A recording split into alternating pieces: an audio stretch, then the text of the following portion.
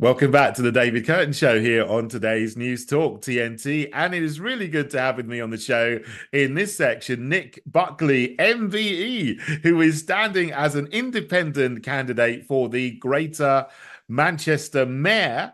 And you're also, Nick, the founder of the Mancunian Way charity that does a lot of work for homelessness and with young people as well. So fantastic things you've done with your life. Welcome to the show, Nick. Thank you very much, and thank you for the invite. No, really good to have you on. So at the moment, obviously, the main thing you're doing is standing to be Mayor of Manchester, and the elections are on the 2nd of May, so a couple of weeks away. How's the campaign going at the moment? It's going well. It's hard work. I didn't realise it'd be this tiring. I'm doing 15, 16-hour days. I'm Wow. thoroughly enjoying it. It's good fun. But then there's been some issues like because I'm independent, I don't get invited to the hustings. Manchester Evening News newspaper had hustings yesterday. There's only 6 candidates standing, and they only invited 5 people. BBC have done the same. Small Business Network did the same. So I'm up against it, but I knew I was going to be up against it. And just because a fight's hard doesn't mean you don't fight. I saw that. I mean, that's absolutely outrageous. I mean, you know that you were the only candidate that they didn't invite to the hustings. I mean, that's brazenly silencing you or sidelining you, isn't it? I mean, the thing is, there's no law against that. There's Yeah. no law to say you must invite all the candidates, but really, it's complete bias, and everybody can see that. Yeah, the only feedback I get back from these organisations is basically independents are not proper candidates. That's absolute nonsense. Yeah. I mean, you've paid a lot of money to for the deposit, haven't you? Yeah, I've taken £10,000 out of my pension pot so I can stand Wow. at this election to make a stand. Wow. I mean that really is commitment, and I'm glad you have done it because people have got a real candidate to vote for Mm. rather than the uniparty and the fake opposition, as I call them. I think everybody knows who I'm talking about. But you're really someone who cares about the people of Manchester. And obviously Greater Manchester has had Andy Burnham from Labour as the mayor for, is it 8 years, something like that? Seven, Um, 7 years, yeah. 7 years.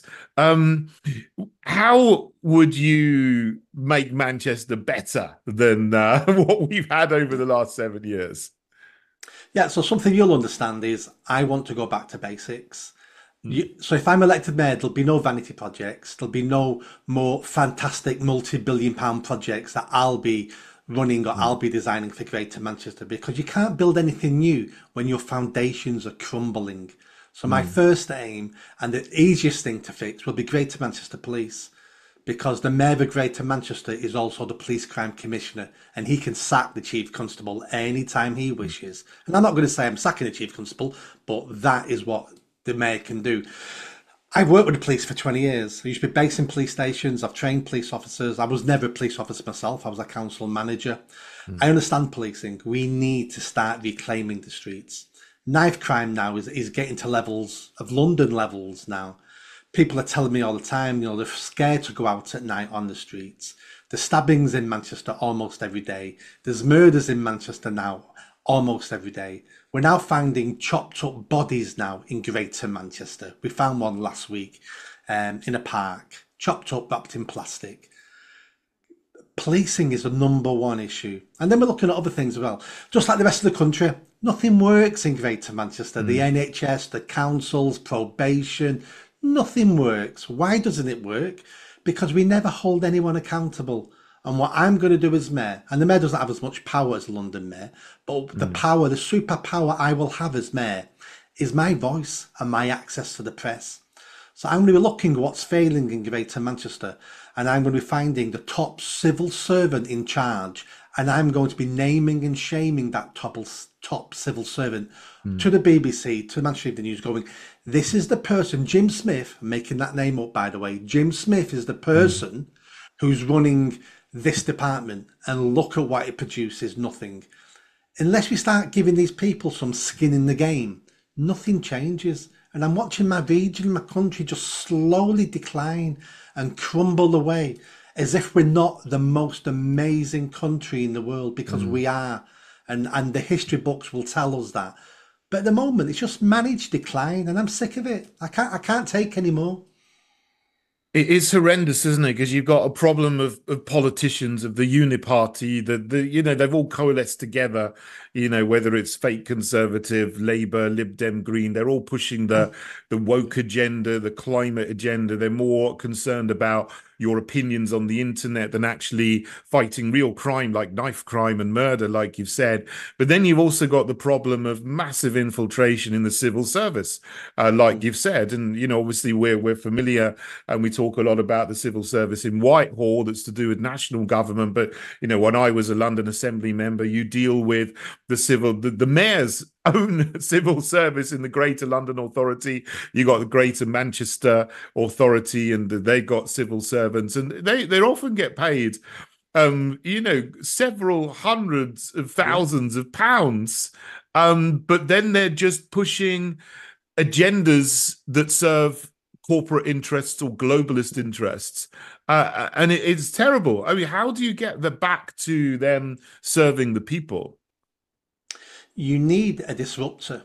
You need Mm, someone who says to the people, "I'm here for you," which is easy. All politicians say mm. that rubbish, but you Yeah. need someone who's there for the people and who has a commitment, but the commitment isn't about their career. So let's say I Mm, become mayor. I'll do 3 years. I don't care if I'm not voted in again because I'm going to spend 3 years fixing Greater Manchester. And if I do the mm, right thing and that costs me a career in politics, then so be it. mm. I'm not doing this for a new career. I'm doing it to fix Greater Manchester. And what we're missing in this country are statespeople. And I'm not for one moment saying I'm a statesperson. Maybe Mm, that's what I'm aiming to become. I'm not one. But we have career politicians, and a career politician only cares about their career. What's the next step for me? How do I climb that greasy pole?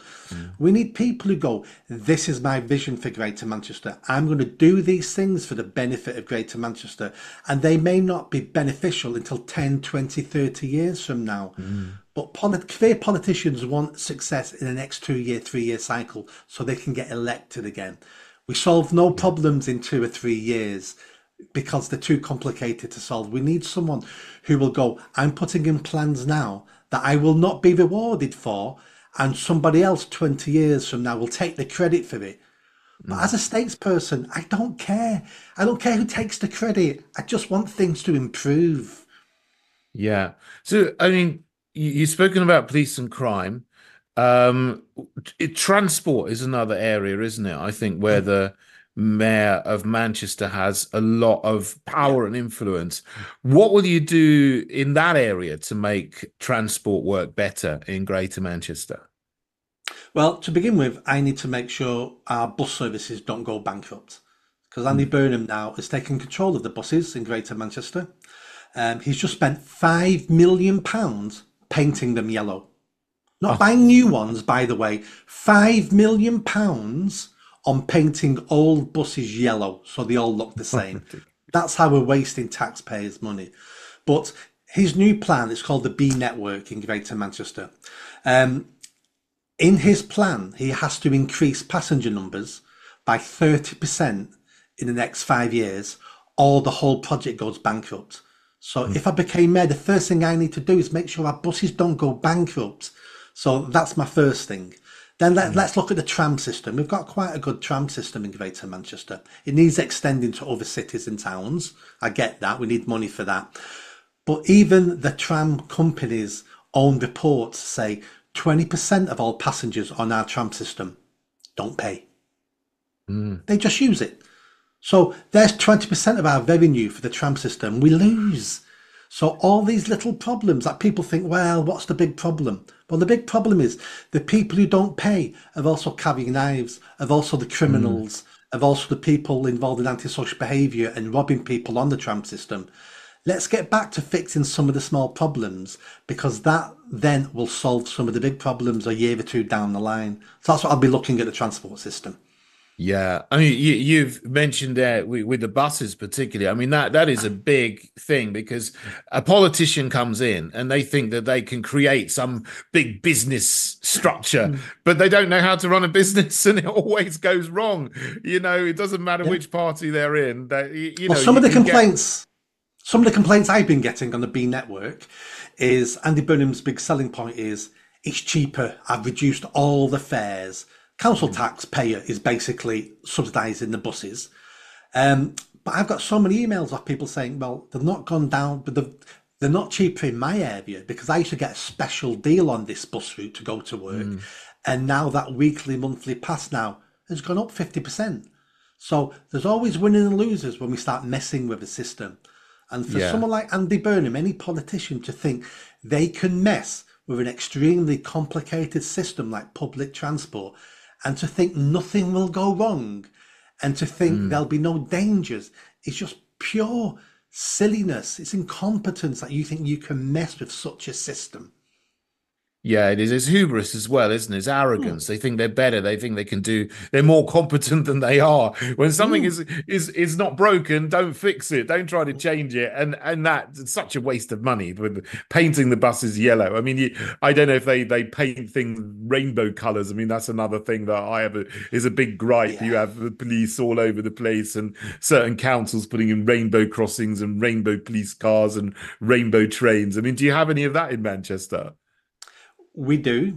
We have a new chief constable now in Greater Manchester. The other one got sacked because we went into special measures. Again, Andy Burnham didn't get sacked, and he's Mm. ultimately responsible for policing, but the chief constable got sacked. But then Right. the new chief constable now has got rid of all the rainbows, the rainbow cars and everything. So Okay. he's doing a good job. He'll do better if I'm in charge, but he's doing a good job. The Yeah. councils are crazy. They've got rainbow crossings, rainbow this, rainbow that. We've got hotels in the Mm. city centre with rainbow flags outside. Um, Mm. but but the rainbow nonsense is coming to an end. I can feel it. The Okay, CAS that's good. report.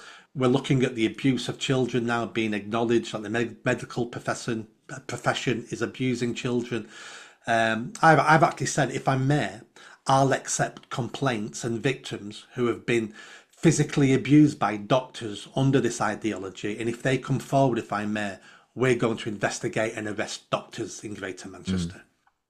Fantastic. That's what needs to happen because, just following orders and just following an ideology is no excuse when you've actually totally destroyed somebody's life. And, anybody who's been affected by this and has had chemicals and trans surgery is going to be Yeah. sterile. It's a horrible thing. Look, we've got a couple of minutes left, or maybe just 1 minute left.